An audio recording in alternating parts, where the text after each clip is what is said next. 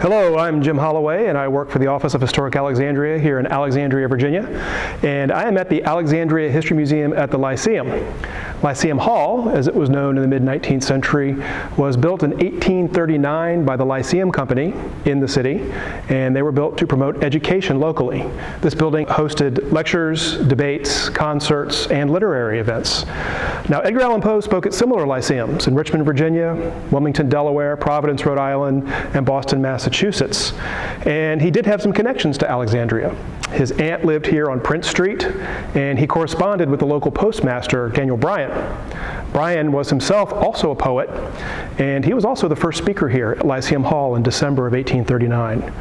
Now, while Poe himself never spoke at this Lyceum, in 1856, the Reverend E. Yates Reese did a lecture on the poets and poetry of America. And the next day, the Alexandria Gazette, the local newspaper, said that the audience were particularly inspired by the recital of some of Poe's finer poems.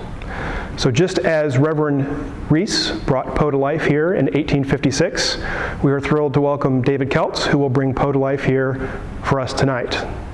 So without further ado, I welcome the master of the macabre, the inventor of the detective story and the science fiction story, the most incisive critic in the nation, Mr. Edgar Allan Poe.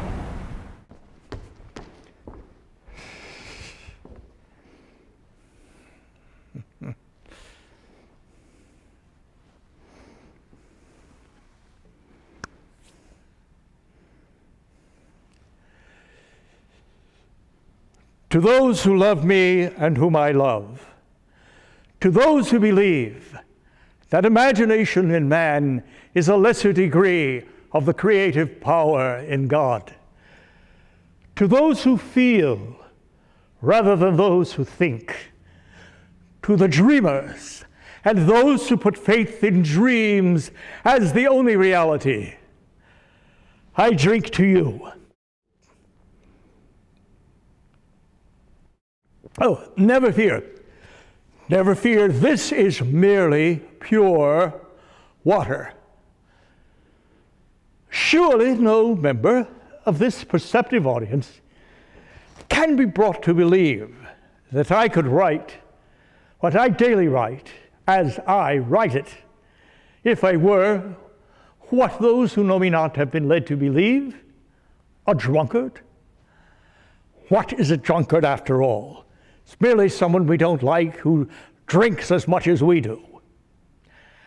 But I pledge you before God, the solemn word of a gentleman, that I am temperate, even to rigor.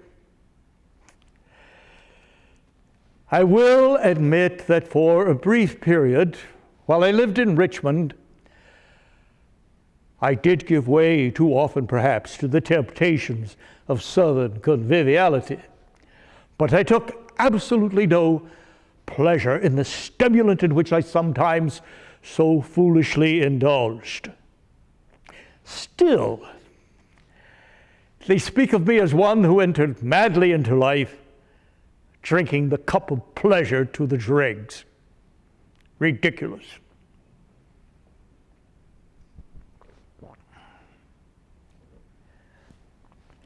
Tonight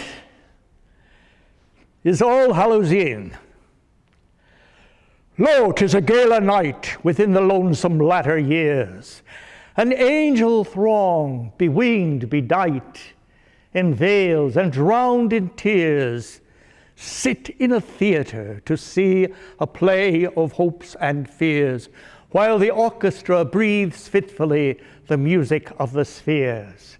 Mimes in the form of God on high mutter and mumble low, and hither and thither fly. Mere puppets they, who come and go at bidding of vast formless things that shift the scenery to and fro, flapping from out their condor wings invisible woe.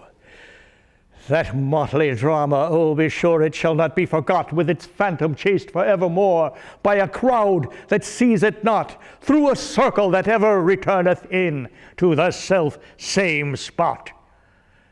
And much of madness and more of sin and horror the soul of the plot. But see amid the mimic rout a crawling shape intrude, a blood-red thing that writhes from out the scenic solitude. It writhes. With mortal pangs, the mimes become its food, and seraphs sob at vermin fangs in human gore imbued. Out are the lights, out all, and over each quivering form, the curtain of funeral pall comes down with the rush of a storm. While the angels, all pallid and wan, uprising, unveiling, affirm that the play is the tragedy man, and its hero, the Conqueror Worm.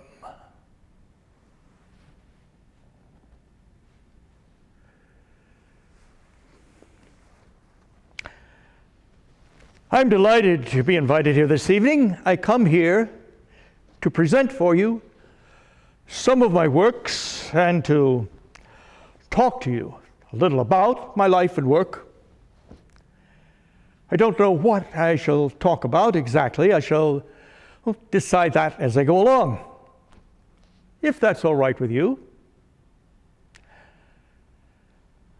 Let us talk about writing for a moment or two.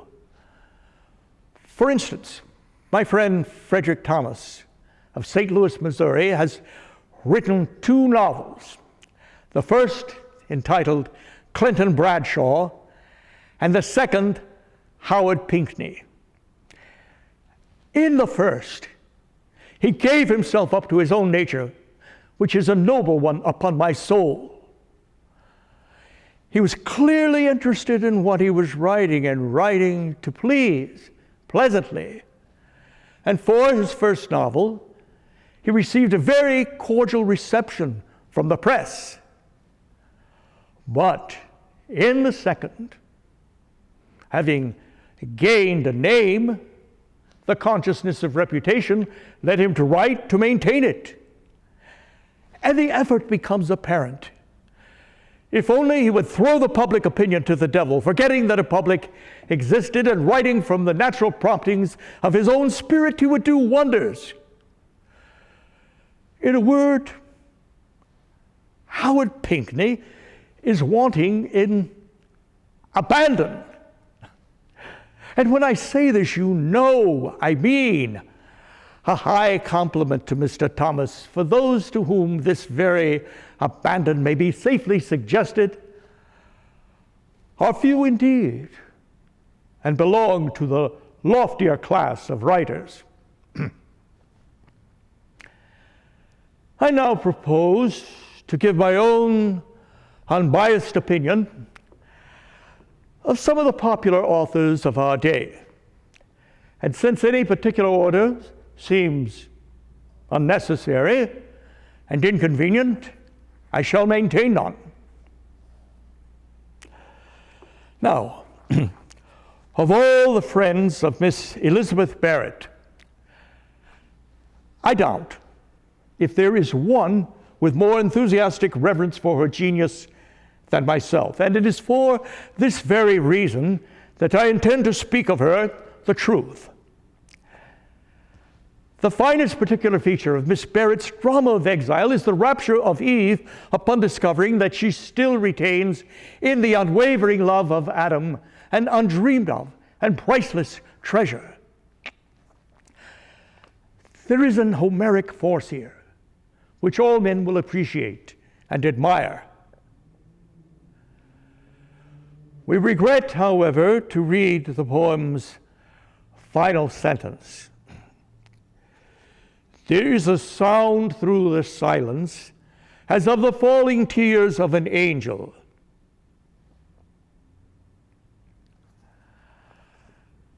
How sound can exist during silence, and how an audience are to distinguish angel tears from any other species of tears, it may be as well, perhaps, not too particularly to inquire.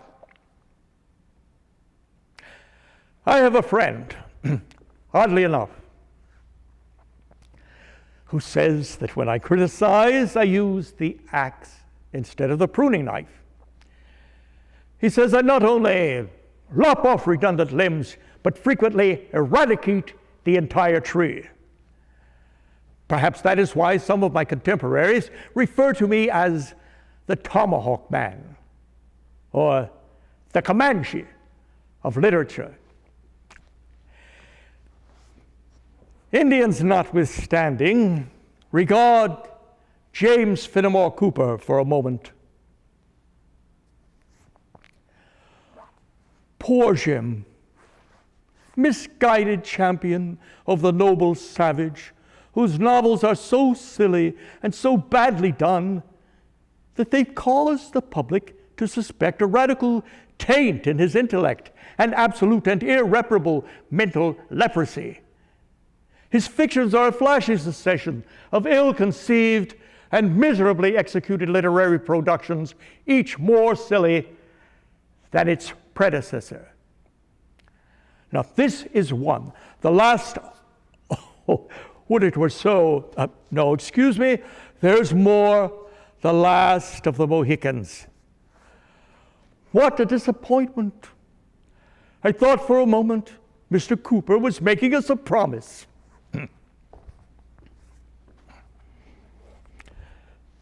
Let us consider another James, James Russell Lowell. As some of you may know, he has recently published a new work entitled Fable for the Critics.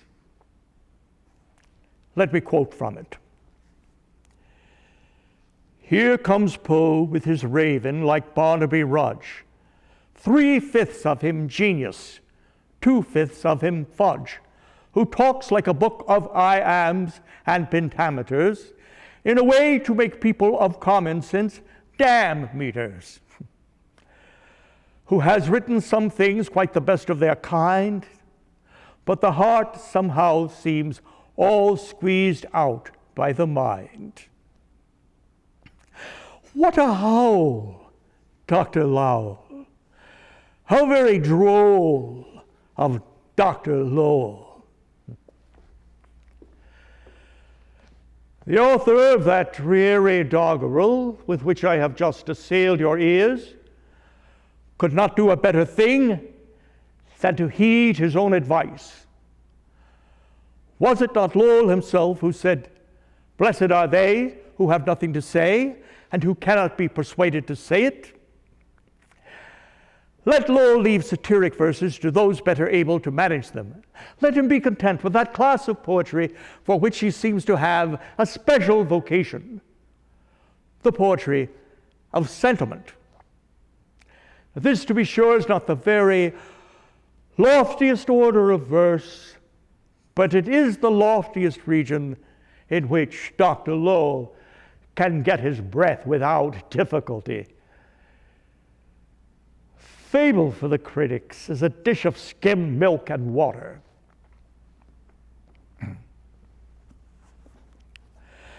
As for Wordsworth, I have no faith in him. There are glimpses of delicacy in his writings, but they have the appearance of a better day recollected.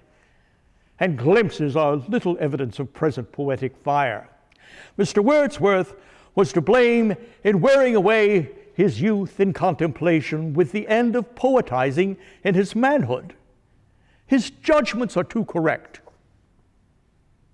If only he'd learned a lesson from the old Goths of Germany. They used to debate matters of importance twice. Once when sober, that they might not be deficient in formality.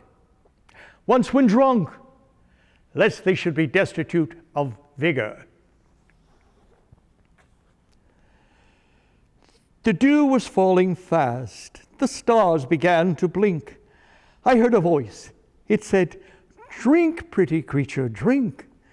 And looking o'er the hedge, before me I espied a snow-white mountain lamb with a maiden by its side.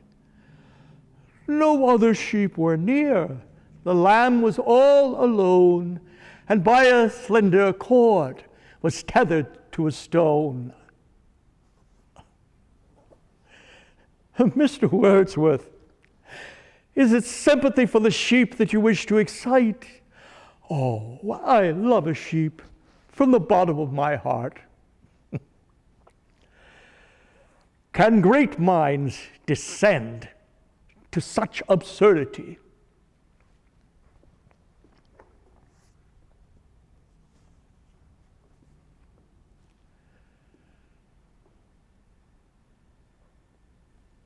In speaking of poets, I'm pleased to save the very best for last. I cannot speak of the poetry of Mrs. Frances Osgood without reverence. Call me pet names, dearest. Call me a bird that flies to thy breast at one cherishing word, that folds its wild wings there, ne'er dreaming of flight, that tenderly sings there in loving delight. Oh, my sad heart keeps pining for one fond word. Call me pet names, dearest. Call me thy bird.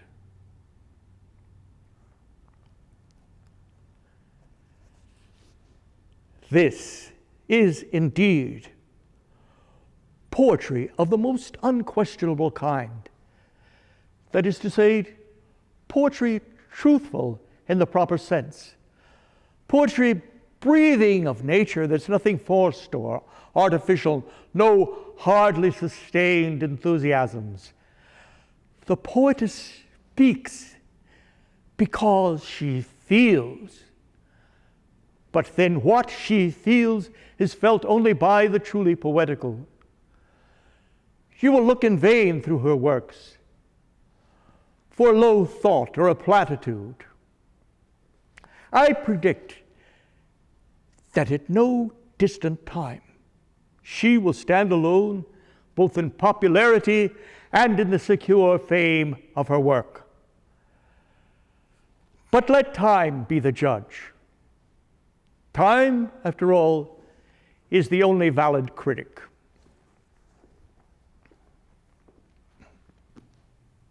The most memorable observation that Henry David Thoreau ever made, and ample proof of his great sagacity, was that there are 1,000 hacking at the branches of evil to one who is striking at the root. I say to you tonight that Christianity must assume a distinct form of profession, or it is worth little. An avowal of general Christianity is little better than an avowal of none at all. I can think of no clearer illustration of this general Christianity than to cite the recent attempt by the private guardians of public morals to prohibit drinking on Sundays. Now, to declare a thing immoral at all times is one thing. To declare it immoral on Sunday, and therefore to forbid it on that particular day, is quite another. Why not forbid it as well on Saturday, the Sabbath of the Jew? In particularizing Sunday, we legislate for the so-called protection and convenience of a sect.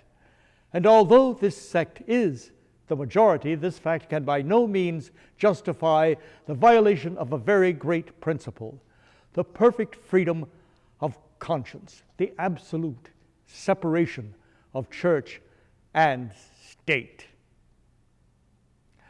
Fortunately, we can at least thank our stars that our fate was not cast under the thumb of a monarch who might forbid us to drink at any time, or perhaps even worse, who might hold us in a stupor by forcing us to drink beyond our capacity.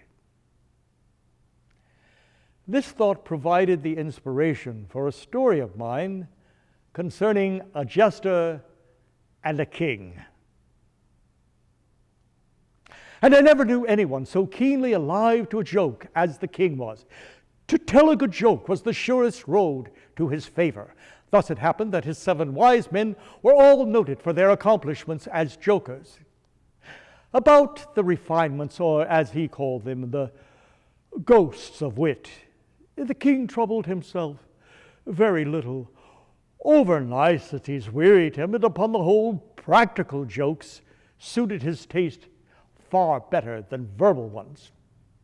At the date of my narrative, most kings still retain their fools or court jesters. Our king retained a professional jester who was not only a fool, however. His value was increased in the eyes of the king by the fact of his being also a dwarf and a cripple. Dwarfs were as common at court in those days as fools, and many monarchs would have found it difficult to get through their day. Days are rather longer at court than elsewhere, without both a jester to laugh with and a dwarf or a cripple to laugh at. And so it was a great source of satisfaction to our king that in Hop Frog, this was the fool's name, he possessed a jester, a dwarf, and a cripple, all in one person. Hop Frog was not the name given to him at birth, but was rather conferred upon him by the 7 ministers on account of his inability to walk as other men do. In fact, Hop Frog could only get along by a sort of interjectional gait, something between a leap and a wiggle, a movement that afforded endless amusement to the king and his 7 ministers. By way of compensation for deficiency in the lower limbs, nature bestowed upon his arms a prodigious musculous power. These powerful arms enabled him to perform many feats of wonderful skill and dexterity where trees or ropes were in question, or anything else to climb. At such exercises, he certainly much more resembled a squirrel or a small monkey than a frog. I'm not able to say with precision from what country Hop Frog originally came. Hop Frog and a young girl only a little less dwarfish than himself had been forcibly carried off from their respective homes and sent as presents to the king by one of his ever-victorious generals. The young girl's name was Trippetta, and although a dwarf herself, was of exquisite proportions and a marvelous dancer. A close intimacy arose between the 2 little captives. Indeed, they soon became sworn friends. Hop Frog had it not in his power to render Trippetta many services, but she, on account of her grace and exquisite beauty, was universally admired and petted. So she possessed much influence and never failed to use it whenever she could for the benefit of Hop Frog. On some grand state occasion, I forget what, the king determined to have a masquerade. And whenever a masquerade or anything of that kind occurred at court, then the talents both of Hop Frog and Trippetta were sure to be called into play. Hop Frog especially was so inventive in the way of getting up pageants, suggesting novel characters, and arranging costumes for masked balls, that nothing could be done, it seems, without his assistance. The night appointed for the feast had arrived. As for costumes and characters, almost everyone had decided what roles they should assume and what costumes they should wear. That is, everyone except the king and his 7 ministers.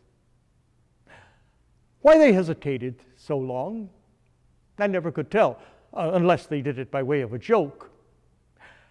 As a last resort, they sent for Trippetta and Hop Frog. When the 2 little friends obeyed the summons of the king, they found him sitting at his wine with his 7 cabinet members. But the monarch appeared to be in a very ill humor. He knew that Hop Frog was not fond of wine.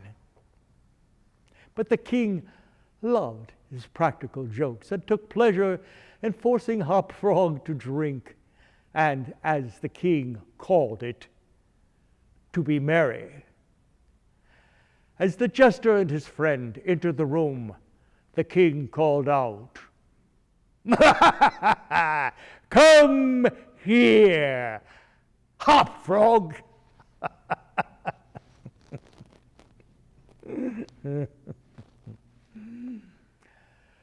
Swallow this wine to the health of your absent friends, and then let us have the benefit of your invention. We want characters, man, something novel out of the way. We are wearied with this everlasting sameness. Come, drink. The wine will brighten your wits. Hop Frog endeavored as usual to get up a jest and reply to these advances from the king, but the effort was too great. It happened to be the poor dwarf's birthday, and the command to drink to his absent friends forced the tears to his eyes. Many large, bitter drops fell into the goblet as he took it humbly from the hand of the tyrant. And now to business. Come, Hop Frog, lend us your assistance. Characters, my fine fellow. We stand in need of characters, all of us. Come. Have you nothing to suggest? Bewildered by the wine, Hop Frog merely replied, I am endeavoring to think of something novel. Endeavoring? Oh, endeavoring. What do you mean by that? I perceive that you are sulky and want more wine. Here, drink this. Drink, I say. The dwarf hesitated. The king grew purple with rage. The courtiers smirked. Trippetta, pale as a corpse, advanced to the monarch's seat and, falling on her knees before him, implored him to spare her friend. The tyrant regarded her for some moments in evident wonder at her audacity. Without uttering a syllable, he pushed her violently from him and threw the contents of the brimming goblet in her face. The poor girl got up as best she could and resumed her position at the foot of the table. There was a dead silence for about half a minute, during which the falling of a leaf might have been heard. It was broken by a low but harsh and protracted grating sound, which seemed to come at once from every corner of the room. What are you making that noise for? Hop Frog seemed to recover in great measure from his intoxication, and looking fixedly but quietly into the tyrant's face, merely blurted out, I?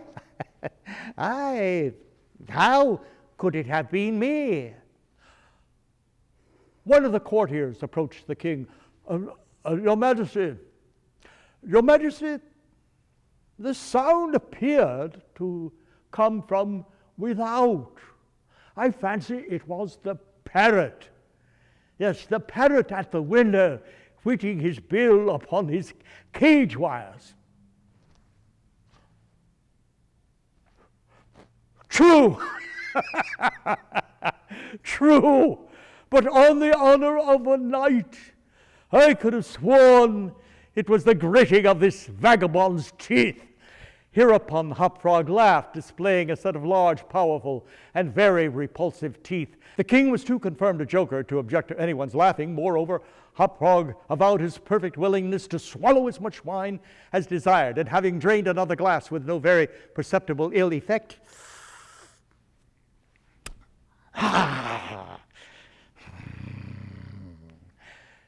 he entered at once and with spirit into the plans for the masquerade. I cannot say how the idea came to me, but just after your Majesty had struck the girl and thrown the wine in her face, just after your Majesty had done this, and while the parrot was making that odd noise outside the window, there came to my mind an excellent idea, a capital diversion. In my old country it was performed at almost every masquerade. But here, it will be new altogether. Unfortunately, however, it requires a company of 8 persons.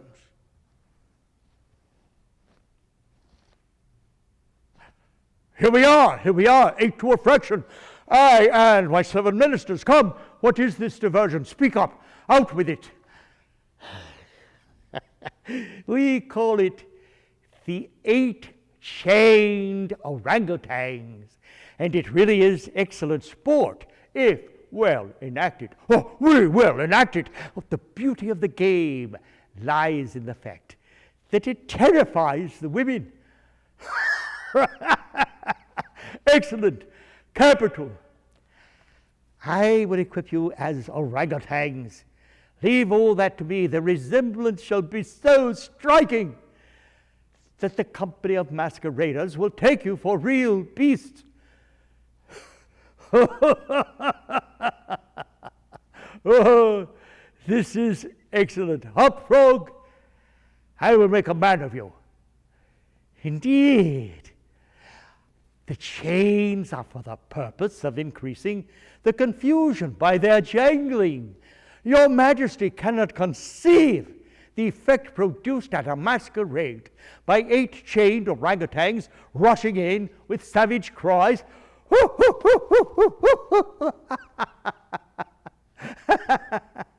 Among the crowd of delicately and gorgeously habited men and women, the contrast is inevitable. It must be. Come, we must hurry to put into execution this scheme of Hop Frog. His mode of equipping the party as orangutans was simple but effective. At the time of my story, orangutans had very rarely been seen in any part of the civilized world, and so Hop Frog's imitations were thought to be true to nature. The king and his 7 ministers were first encased in tight-fitting stockinette shirts and drawers. They were then saturated with tar. A thick coating of flax was then plastered upon the coating of tar. A long chain was now procured. First it was passed about the waist of the king and tied, then about another of the party and also tied, then about all successively in the same manner.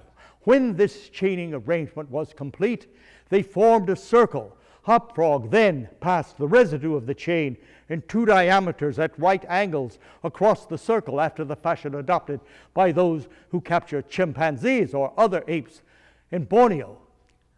The ballroom was circular, very lofty, and receiving the light of the sun only through a single window at top. At night it was illuminated principally by a large chandelier, which hung by a chain from the center of the skylight. The chain was lowered or elevated by means of a counterbalance, which passed outside the cupola and over the roof. At Hop Frog's suggestion, the chandelier was removed so that the waxen drippings of the candles would not fall on the rich dresses of the guests. To illuminate the room, torches were placed in the right hand of each of the caryatids which stood against the wall, some 50 or 60 altogether. The 8 orangutans waited patiently until midnight, when the room was thoroughly filled with masqueraders before making their appearance. No sooner had the clock ceased striking, however, than they rushed in, stumbling and falling altogether due to the impediment of their chains. The excitement among the masqueraders filled the king's heart with glee. Most of the guests supposed the ferocious-looking creatures to be beasts of some kind, if not precisely orangutans. Many of the women swooned with affright, and had not the king taken precaution to exclude all weapons from the room, their joke might have ended in bloodshed. A general rush was made for the doors, but the king had ordered them to be locked immediately upon his entrance. And the keys had been deposited with Hop Frog. While the tumult was at its height, the chain by which the chandelier ordinarily hung began very gradually to descend until the hook at the end of it came within 3 feet of the floor. Soon after this, the king and his 7 friends found themselves in the center of the room, and of course in immediate contact with the hook. Hop Frog took hold of their chain where the 2 diameters intersected. Here he inserted the hook at the end of the chain which hung from the center of the skylight. In an instant the chandelier chain was drawn so far upward as to take the hook out of reach, and as an inevitable consequence to drag the orangutans together face to face. The masqueraders recovered from their alarm and set up a loud shout of laughter at the predicament of the apes. Hop Frog screamed, Leave them to me. Leave them to me. I fancy I know them. If I can only get a good look at them, I can soon tell who they are. Hop Frog, torch in hand, leaped with the agility of a monkey and climbed up upon the king's head and clambered a few feet up the chain, holding down his torch to examine the group of orangutans. I shall soon find out who they are. The whole assembly, the apes included, were convulsed with laughter. The jester suddenly uttered a shrill whistle. The chain flew violently up for about 30 feet, dragging with it the struggling orangutans and leaving them suspended in mid-air. Hop Frog, clinging to the chain as it rose, continued to thrust his torch down towards them as though endeavoring to discover who they were. So thoroughly astonished were the whole company at this ascent that a dead silence of about a minute's duration ensued. It was broken by just such a low, harsh, grating sound as had before attracted the attention of the king and his 7 companions when the king threw the wine in Trippetta's face. But on the present occasion, there could be no doubt as to whence the sound issued. It came from the fang-like teeth of the dwarf, who ground them and gnashed them and foamed at the mouth as he glared with an expression of maniacal rage into the upturned countenances of the king and his 7 companions. Ah! I begin to see who these people are now. Here, as Hop Frog held his torch to the king, the flaxen coat burst instantly into a sheet of vivid flame. In less than half a minute, the whole 8 orangutans were blazing fiercely amid the shrieks of the multitude who gazed at them from below, horror-stricken. The flame, suddenly increasing, forced the jester to climb higher up the chain out of their reach, and as he made this movement, the crowd once again sank into silence. I now see distinctly what manner of people these maskers are. They are a great king and his 7 privy councillors, a king who does not scruple to strike a defenseless girl, and his 7 councillors who abet him in the outrage. As for myself, I am simply Hop Frog, the jester, and this is my last jest. The dwarf had scarcely made an end of his speech when the work of vengeance was complete. The 8 corpses swung in their chains, a fetid, blackened, hideous, and indistinguishable mass. The cripple clambered leisurely to the ceiling and disappeared through the skylight. It is supposed that Trippetta, stationed on the roof, had been the accomplice of her friend in his fiery revenge, and that together they effected their escape to their own country. For neither was seen again.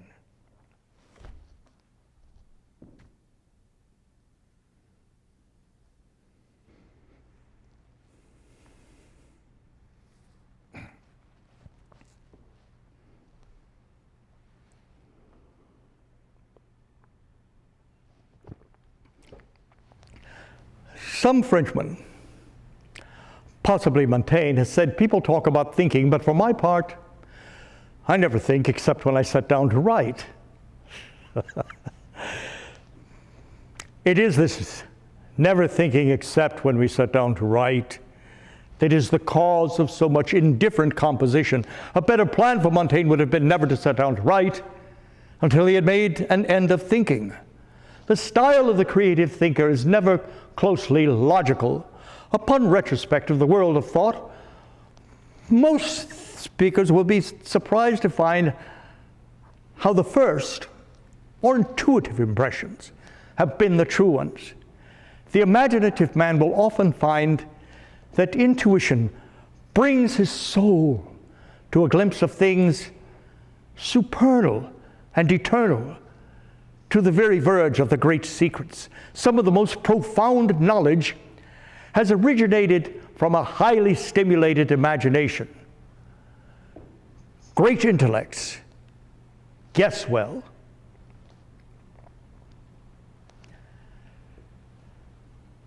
Have you ever wondered what would be the fate of a genius of an individual gifted, or rather accursed, with an intellect very far superior to that of his contemporaries, he would of course be conscious of his superiority and could not help showing it. Thus he would make himself enemies at all points. And since his opinions and speculations would differ widely from the rest of mankind, naturally he would be considered a madman. And I, Poe, have borne the label of genius and of madman. I have always been extremely sensitive, nervous in a very unusual degree. Being perceived by those about me as a madman and being very nervous myself, I can always easily enter the mind of the character in one of my very best stories. Observe now as I assume the persona of the character in The Telltale Heart. True.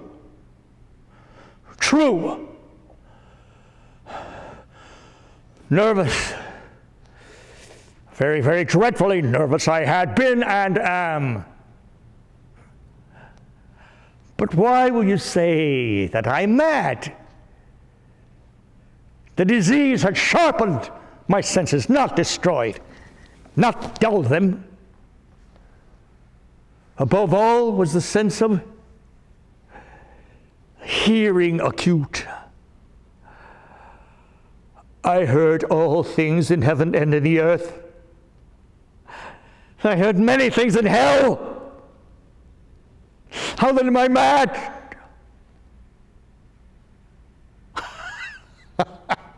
Hearken and observe just how calmly,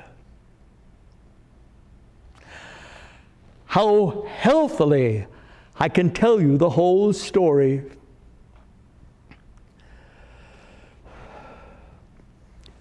It is impossible to say how first the idea entered my brain.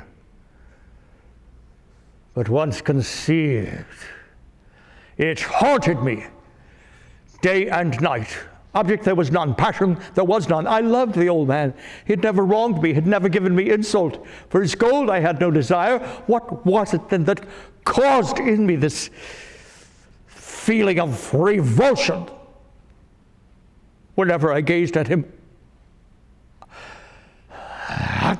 I think it was his eye. Yes, it was this.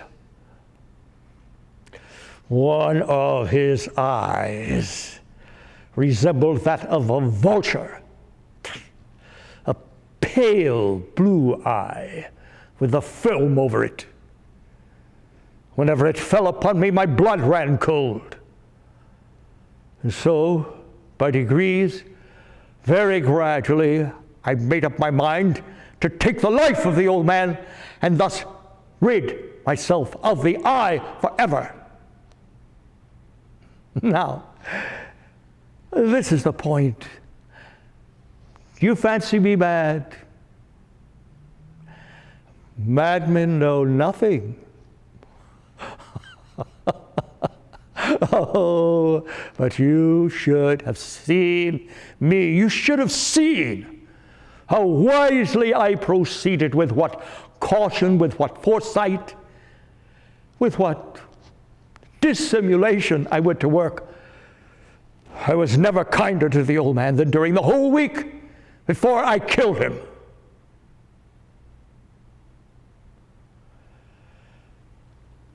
And every night, about midnight, I turned the latch of his door and opened it so gently, gently. And when I'd made an opening sufficient for my head, I put in a dark lantern, all closed, so that no light shone out. And then I thrust in my head. Oh, you would have laughed to see how Cunningly, I thrust it in. I moved it slowly, very, very slowly, so that I might not disturb the old man's sleep. It took me an hour to place my whole head within the opening so far that I could see him as he lay upon his bed. Would a madman have been as wise as this? Then, when my head was well in the room, I undid the lantern cautiously, so cautiously, for the hinges creaked. I undid it just so much that a single dim ray fell upon the vulture eye. And this I did for 7 long nights, every night, just at midnight. But I found the eye always closed. And so it was impossible to do the work. For it was not the old man who vexed me, but his evil eye. And every morning I went boldly into his chamber and spoke courageously to him, calling him by name in a hearty tone and inquiring how he'd passed the night. So you see, he would have been a very profound old man indeed to suspect that every night, just at midnight, I looked in upon him while he slept. Upon the 8th night, I was more than usually cautious in opening the door. A watch's minute hand moves more quickly than did mine. Never before that night had I felt the extent of my own powers, of my sagacity. I could scarcely contain my feelings of triumph. To think that there I was, opening the door little by little, and he did not even dream of my secret deeds or thoughts. I chuckled at the idea. And perhaps he heard me, for he moved on the bed suddenly as if startled. Now, you may think that I drew back, but no, the room was black as pitch with thick darkness, for the shutters were locked through fear of robbers, so I knew he could not see the opening of the door. I kept pushing it on steadily. I had my head in and was about to open the lantern when my thumb slipped upon the tin fastening. The old man sprang up in the bed, crying out, "Who's there?" I kept quite still and said nothing. For a whole hour I did not move a muscle, and in the meantime I did not hear him lie down. He was still sitting up in the bed, listening just as I have done, night after night, hearkening to the death watches in the wall. And then I heard a slight groan, and I knew it was the groan of mortal terror. It was not a groan of pain or of grief. Oh no. It was the low, stifled sound that arises from the bottom of the soul when overcharged with awe. I knew that sound well. Many a night, just at midnight, when all the world slept, it has welled up from my own bosom, deepening with its dreadful echo the terrors that distracted me. I say I knew the sound well. Yes, I knew what the old man felt and pitied him. Although I chuckled at heart. I knew that he had been lying awake ever since the first slight noise when he'd moved upon the bed. His fears had been ever since growing upon him. He'd been trying to fancy them causeless, but could not. He'd been saying to himself, "It's nothing but the wind in the chimney. It's only a mouse crossing the floor, or merely a cricket that has made a single chirp." Yes, he had been trying to comfort himself with these suppositions, but he had found them all in vain, because Death, in approaching, had stalked with his black shadow before him and enveloped his victim. And it was the mournful influence of the unperceived shadow that caused him to feel, although he neither saw nor heard, to feel the presence of my head within the room. Now, when I had waited a long time, very patiently, without hearing him lie down, I resolved to open a little, just a very little crevice in the lantern. So I opened it.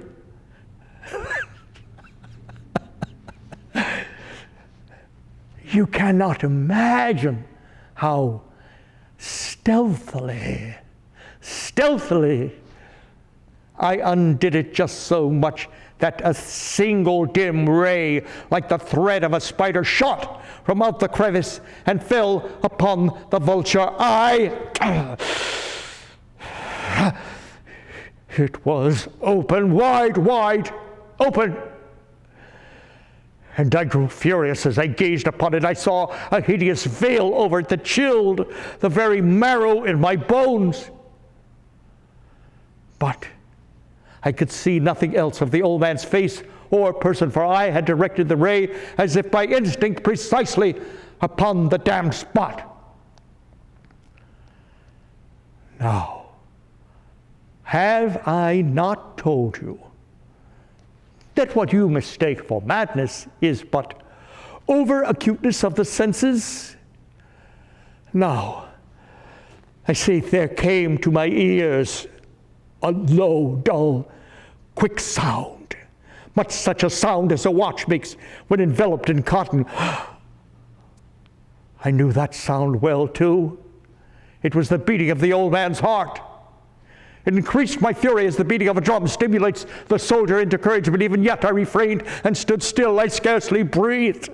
I held the lantern motionless. I tried how steadily I could maintain the ray upon the eye. Meantime, the hellish tattoo of the heart increased. It grew quicker and quicker, louder and louder every instant. Do you mark me well? I've told you that I am nervous. So I am. And now, at the dead hour of the night, amid the dreadful silence of that old house, so strange a noise as this excited me to uncontrollable wrath. But even yet I refrained and stood still, but the beating grew louder and louder. I thought that the heart must burst. And now a new anxiety seized me. The sound would be heard by a neighbor. The old man's hour had come. With a loud shriek, I threw open the lantern and leaped into the room. He yelled once only. In an instant, I dragged him to the floor and pulled the heavy bed over him. I then smiled to find the deed so far done. But for some minutes longer, the heart beat on with a muffled sound. This, however, did not vex me. It would not be heard through the wall.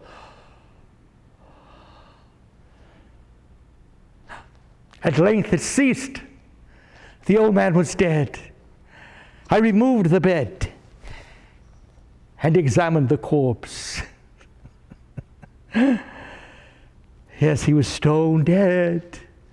I placed my hand upon the heart and held it there for many minutes. There was no pulsation. He was stone, dead. His eye would trouble me no more. Now, if you still think me mad, you will think so no longer when I describe the wise precautions that I took for the concealment of the body. The night waned, so I had to hurry, but in silence. First, I dismembered the corpse. I cut off the head and the arms and the legs. I then took up 3 planks from the floor of his chamber and deposited all between the boards. I then replaced the boards so cleverly, so cunningly, that no human eye, not even his, could have detected anything wrong. There was nothing to wash out, no stain, no spot of blood, whatever. I had been too wary for that. A tub had caught all. It was now 4 o'clock, still dark as midnight. When the bell sounded the hour, there came a knocking at the street door. I went down to answer it with a light heart. Well, what had I to fear?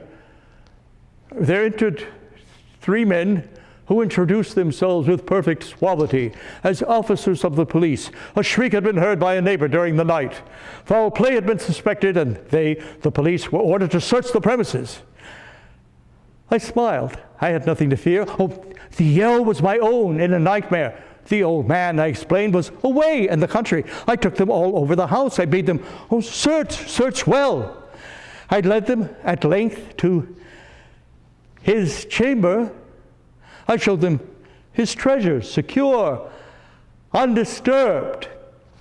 In my enthusiasm, I brought chairs into the room and bade them to rest here. My own chair, I placed it right here, upon the spot under which reposed the corpse of the old man. The officers were satisfied. My manner had convinced them I was at ease. They sat, and while I answered cheerily, they chatted of familiar things. But ere long, I felt myself getting pale and wished them gone. My head ached, and I fancied a ringing in my ears, but still they sat, and still they chatted. The ringing became more intense and distinct. It continued. I talked more freely to get rid of the feeling, but it continued and gained definitiveness until at length I found that the noise was not within my ears. No doubt I now grew very pale, but I talked more fluently and in a heightened voice, and yet the sound increased.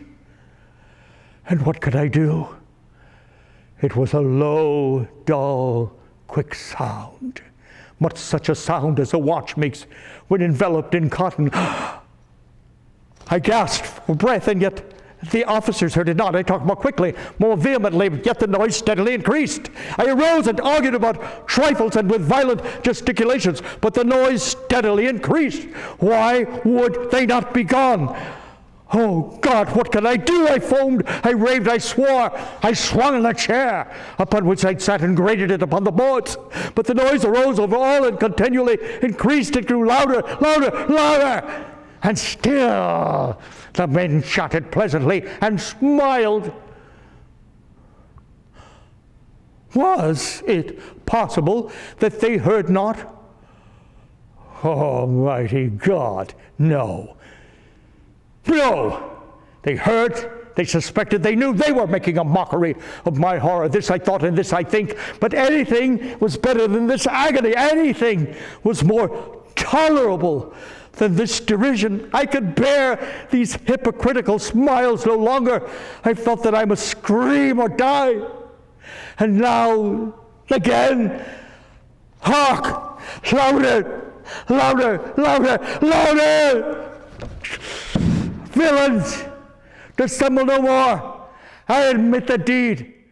Tear up the planks! Here! Here!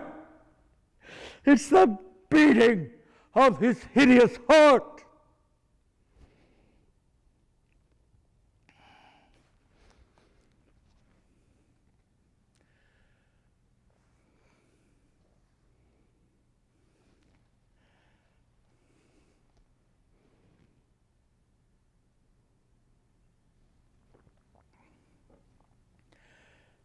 As of this moment, my literary output has covered a span of nearly a quarter of a century. That body of writing includes 69 tales and nearly 100 poems. And yet, what is it that brings me here tonight? What has made Edgar Poe a public figure? 69 tales and nearly 100 poems? No, my friends, nothing more than a witless black bird with a very limited vocabulary. Incredible. Oh, but please don't think me ungrateful. I do thank my dear raven. He is my bird, you know, Poe's marvelous bird. Yes, the raven has had a good run, all right, although, of course, I created him with the express purpose of running, just as I did the gold bug. The bird beat the bug, though, all hollow.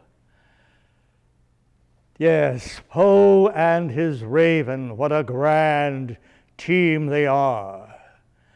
That melancholy man of mystery with cape and cane, dark and brilliant. I tell you, he is out Byron. And the splendid black bird, ghastly, grim, and ancient. I tell you, that bird pursues me relentlessly, perpetually. I seem to hear its croak and the flap of its wings in my ear. Miss Elizabeth Barrett has written me a letter in which she says, "Your raven has produced a fit horror, a sensation here in England. Some are taken by the fear of it, some by the music. The raven has uncommon force and effect. I know someone who has the misfortune to own a bust of Pallas, that unlikely roost for your raven. She can never bear to look at it after the sun has set." Elizabeth, you dear lady. The Raven is a simple narrative that may be said to be complete in itself. Everything in it is within the limits of the accountable, of the real. A raven, having learned by rote the single word nevermore, and having escaped from the custody of its owner, is driven at midnight through the violence of a storm to seek admission at a window from which a light still gleams, the chamber window of a gentleman occupied half in poring over a volume, half in dreaming of a beloved lady deceased. What a sad and bitter irony that Virginia's death should qualify me so uniquely to bring you the Raven.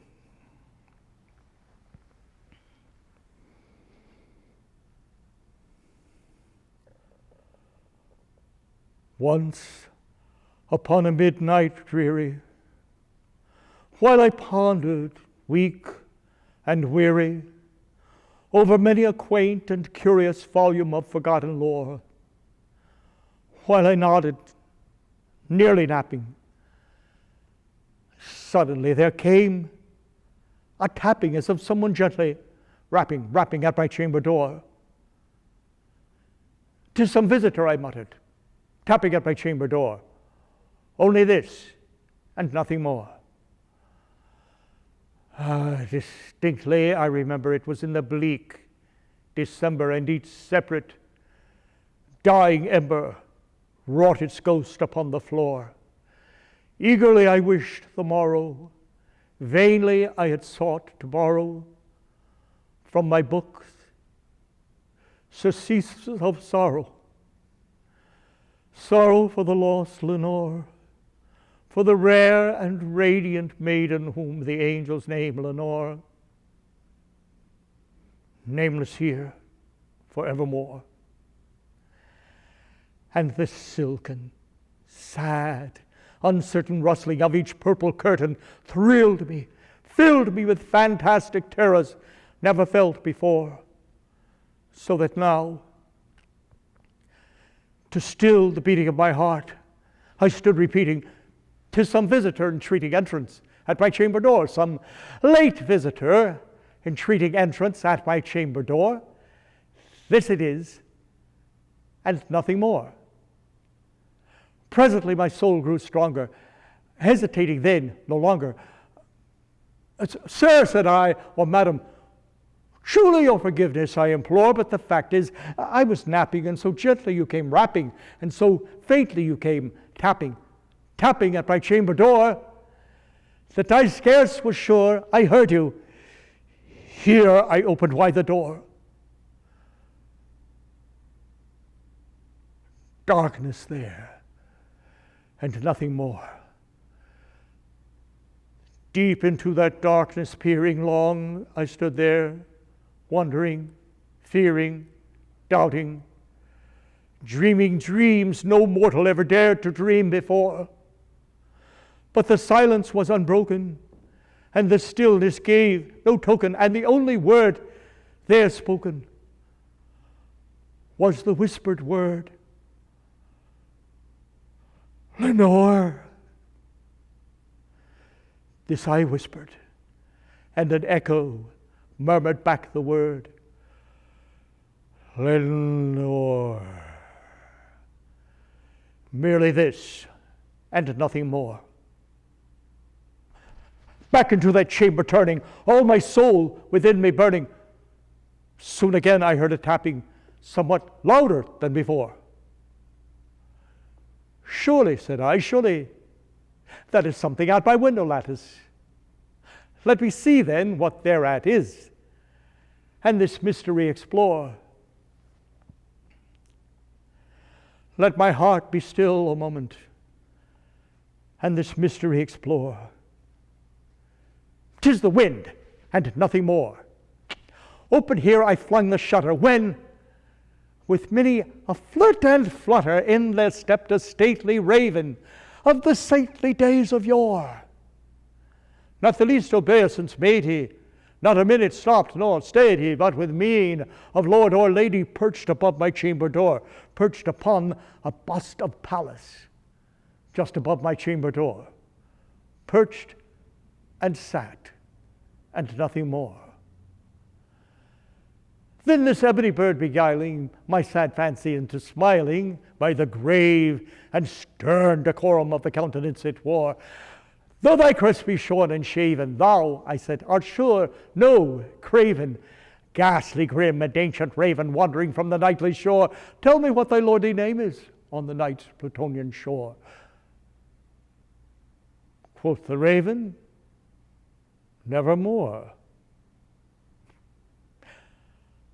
Much I marveled, this ungainly fowl, to hear discourse so plainly, though its answer little meaning, little relevancy bore. For we cannot help agreeing that no living human being ever yet was blessed with seeing bird above his chamber door, bird or beast upon the sculptured bust above his chamber door, with such name as Nevermore. But the raven, sitting lonely on the placid bust, spoke only that one word, as if his soul in that one word he did outpour. Nothing farther then he uttered, not a feather then he fluttered, till I scarcely more than muttered, other friends have flown before. On the morrow he will leave me, as my hopes have flown before. Then the bird said, nevermore. Startled at the stillness broken by reply so aptly spoken, doubtless, said I,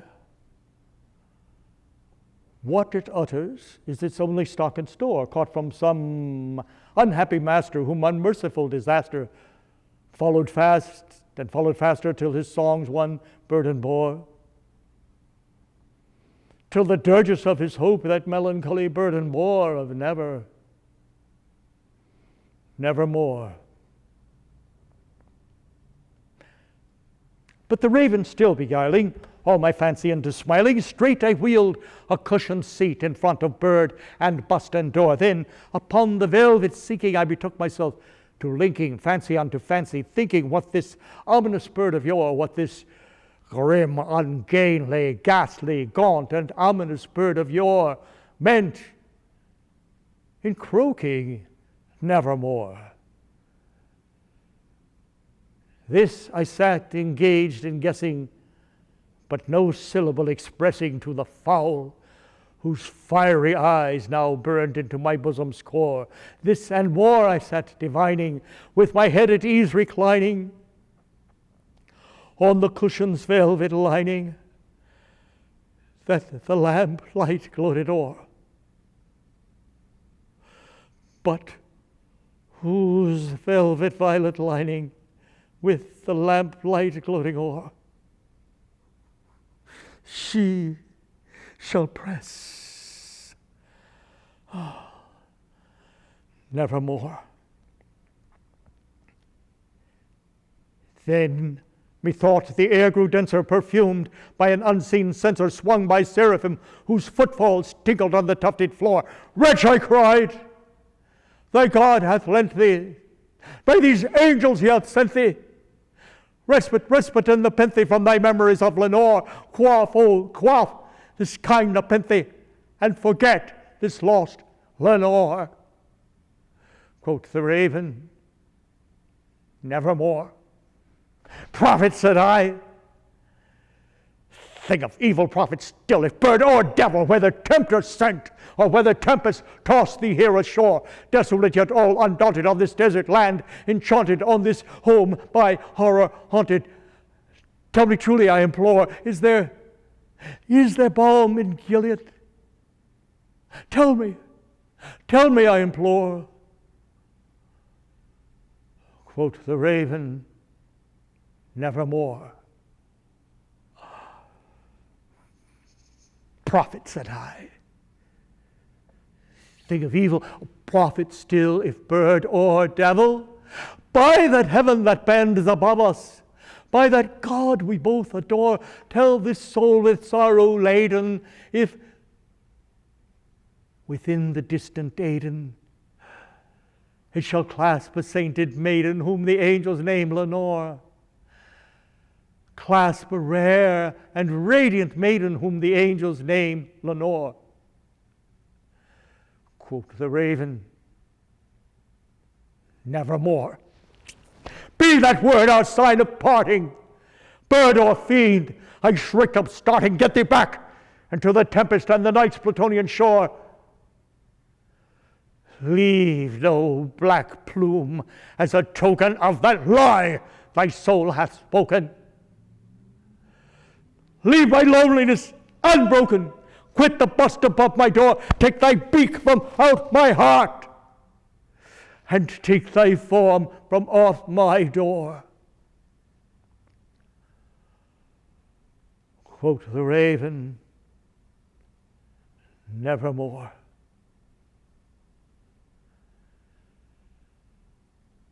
And the raven, never flitting, still is sitting on the pallid bust of Pallas just above my chamber door, and his eyes have all the seeming of a demon's that is dreaming, and the lamp light o'er him streaming throws his shadow on the floor. And my soul from out that shadow that lies floating on the floor shall be lifted.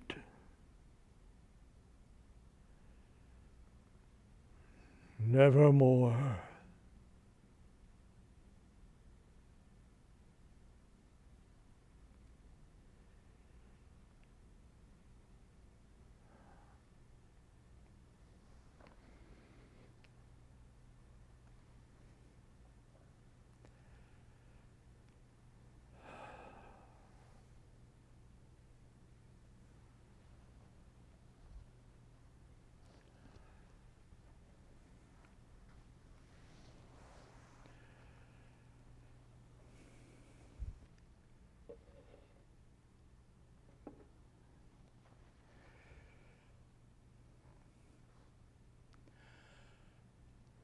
Dear friends, my time with you is now almost finished.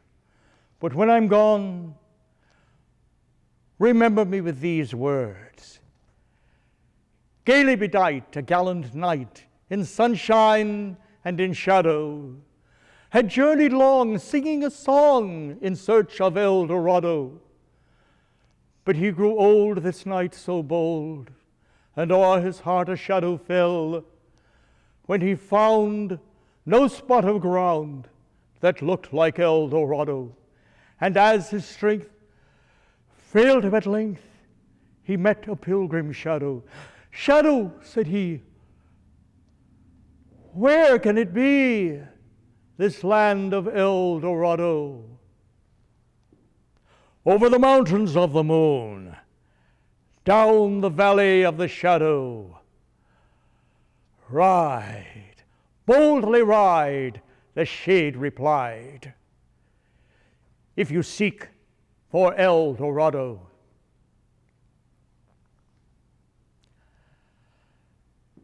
I thank you all for your kind attention and bid you all a very pleasant evening.